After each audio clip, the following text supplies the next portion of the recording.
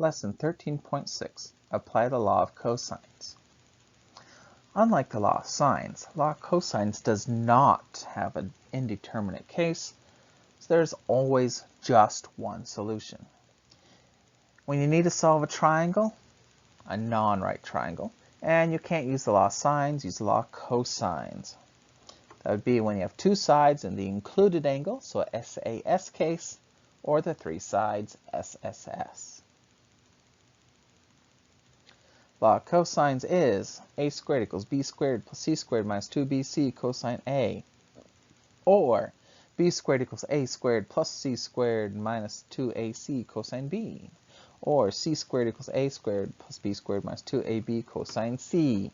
I'd like you to notice a few things. The first letter and the last letter are the same. First letter and last letter are the same. The other two letters are in the middle. Other two letters are in the middle. You will always be solving for either the first letter or the last letter. You will never be solving for the middle letters.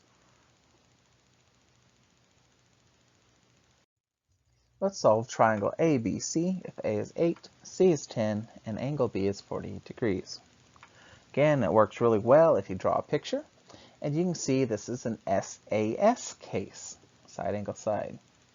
So what is the law of cosines? And since I know angle B and the side on each side, I could find side B. So I use the version that has angle B, and notice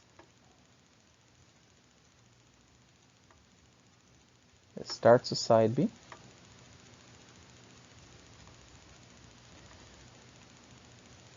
Fill in the numbers we know. A is 8, C is 10, A is 8, C is 10, angle B is 48. Run it through the calculator, and B squared is 56.94 in other decimals. So I'll square root that answer. Remember, the more decimals you keep, the better your result. And B is 7.55. Now we can find some other angle, maybe angle A. Since I'm looking for angle A, I would use the version of law of cosines that ends with angle A. So I have ending with A, starting with A. A squared equals B squared plus C squared minus 2BC cosine A. All right, fill in the things we know. We know A is 8, B is 7.55. Again, the more decimals you keep, the better it will be. C is 10, B is 7.55, C is 10. Don't know angle A, so that's what we're looking for. All right, I'm going to simplify each of those.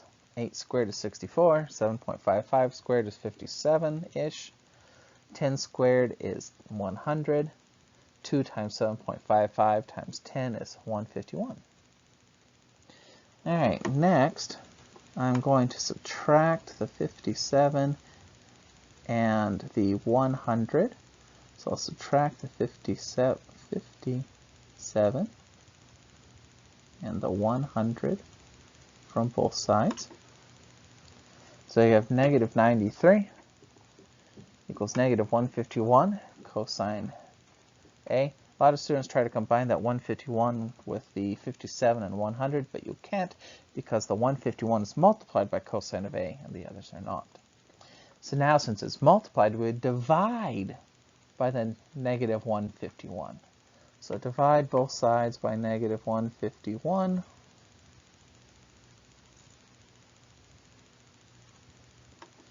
And you get 0.6159 and more decimals.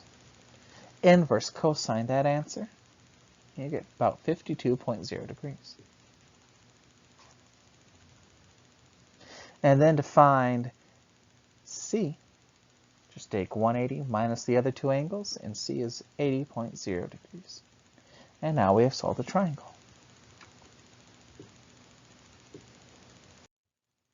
Let's try another one.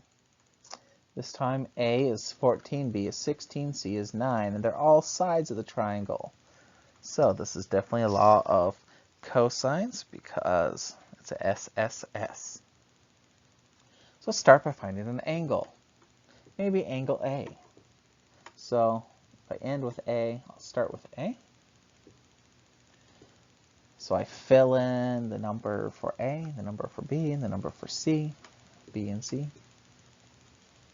Let's do the squaring. 14 squared is 196. 16 squared is 256. 9 squared is 81. 2 times 16 times 9 is 288.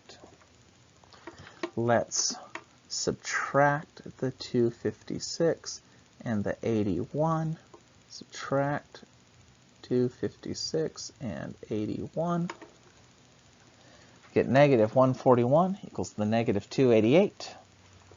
All right, divide both sides by negative 288. And we get negative 4.896 equals cosine of A. Inverse cosine that, and you get angle A is 60.7 degrees. Now, some observer might notice, I now know a side and an opposite angle. We could now use the law of sines. Don't. Remember, the law of sines has the indeterminate case, the SSA. Guess what case we would be using if we jump to the law of sines now? SSA. So there might be two solutions. And the solution we get might be the wrong one. So if you're using the law of cosines in the problem, I'll use law of cosines for the entire problem. Let's find angle B. So I'll use the one that starts with B. Fill in the numbers for B, A, and C. Do the squaring. 16 squared is 256. 14 squared is 196. 9 squared is 81. 2 times 14 times 9 is negative 252.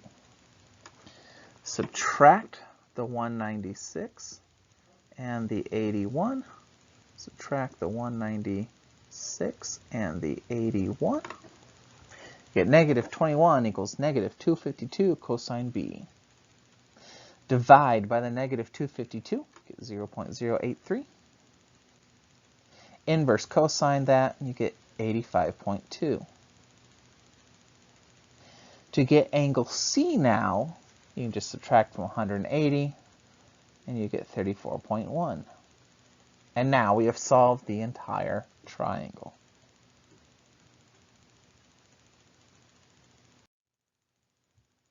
Lastly, area formula if you know the sides of a triangle. All you know are the sides of the triangle, before, when we tried to use the area formula, we had to find the height, we had to find an angle, find a height. It was a pain. Heron's formula, ancient Greek guy, came up with this. The area is the square root of s times s minus a times s minus b times s minus c, where s is 1/2 a plus b plus c. All right, so let's find the area of this triangle. We know all three sides, so we'll use Heron's formula. So start by finding s. S is 1/2 a plus b plus c, so it's 1/2 8 plus 11 plus 5. Which gives us 12, so s is 12. Then we can fill in the area formula. Area is s, s minus a, s minus b, s minus c. 12 is s, 8 is a, 11 is b, 5 is c. Get the square root of 336, which is about 18.3.